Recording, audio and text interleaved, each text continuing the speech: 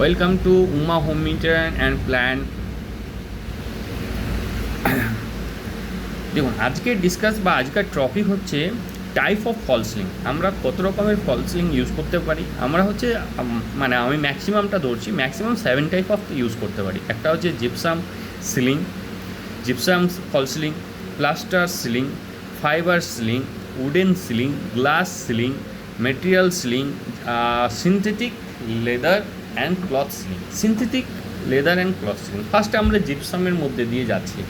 Gypsum হচ্ছে এমন একটা প্রোডাক্ট যেটা হচ্ছে সব থেকে চিপেস্ট প্রোডাক্ট এবং সব থেকে চিপেস্টে অ্যান্ড সব থেকে বেস্ট কেন বলবো, কারণ হচ্ছে ওর মধ্যে অনেক রকমের ডিজাইন হয়, মোল্ডিং করা যায়, ওর মধ্যে দিয়ে কোনো অসুবিধা হয় না, মানুষের সস্তার মধ্যে দিয়ে বাড়ির ফল সিলিং হয়ে যায়। ফল সিলিংয়ের মেন মোটিভ আমাদের হচ্ছে হিট টেম্পারেচারটাকে কম করা।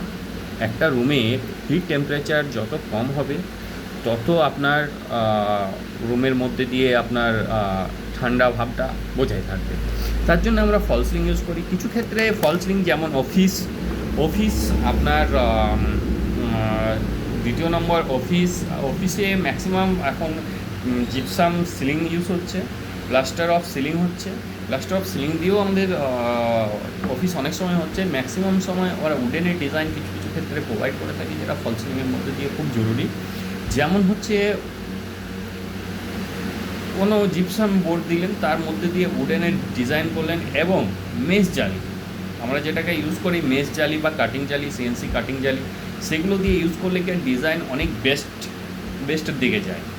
যেমন আমি আপনাদেরকে কিছু ডিজাইন আমি আপনাদেরকে দেখাবো নেক্সট ভিডিওতে, যে ফল সিলিংয়ের মধ্যে দিয়ে যদি উডেন ডিজাইন বা উডেন টাচ আপ করা হয়, তাহলে ফল সিলিংয়ের যে লুক, যে ক্রাইটেরিয়া, সেটা অনেকটা মানে বেড়ে যায়, অনেকটা ডেভেলপ করে, অনেকটা দেখতে সুন্দর হয় এবং একটু হার্ডলি একটু কস্টলি হয়। যেহেতু ওটা উডেন আছে, উডেনের থেকে কস্টলি পড়বে, কিন্তু আমি মনে করি যে জিপসামের সাথে উডেন টাচ আপ দেওয়াটা খুব জরুরি।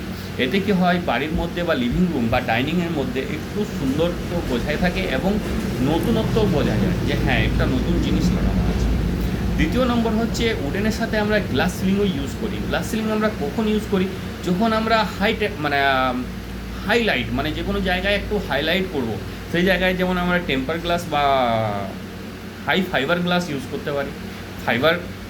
হাই ফাইবার গ্লাস কীরকম না, যে কোনো আমার উপর দিয়ে ধরুন আমরা কোনো জিনিসকে লাগালাম, তার উপরে ধরুন আমরা যে জিপসাম যেটা আমরা থাকবে তার উপরে লাইট থাকবে এবং তার মধ্যে একটা পেন্ডিং থাকবে, খুব সুন্দর লাগে সেই জিনিসটা যদি ইউজ করেন। একটু কস্টলি।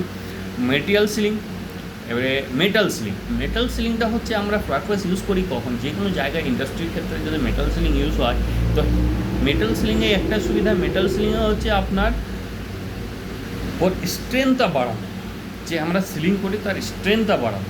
স্ট্রেংথ তখন বাড়ে, মানে স্ট্রেংথটা তখন কাজে লাগে যখন আমাদের কোনো ভারী জায়গায় থাকলো বা কোনো জায়গায় কোনো আনস্টেবল জায়গা থাকলো, যে জায়গায় আমার বেশি রিস্ক আছে, যে কাজ করে মানুষ কিছু পড়ে গেলে বা তার মেটাল সিলিংটা আমরা বেশিরভাগ ইউজ করি।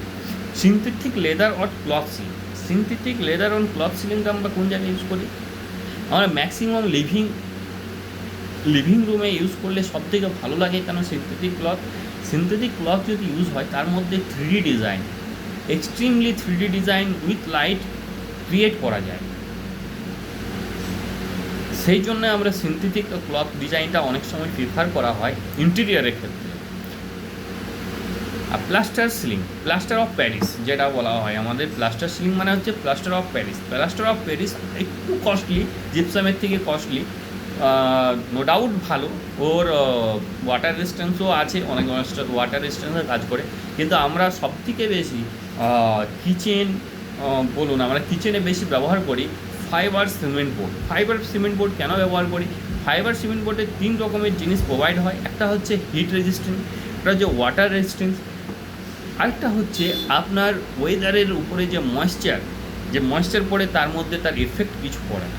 সেজন্য আমরা অনেক সময় ফাইবার সিমেন্ট বোর্ড কিচেনের ক্ষেত্রে ব্যবহার করার জন্য খুব প্রিফার করি, যে this is the best of kitchen fall ceiling.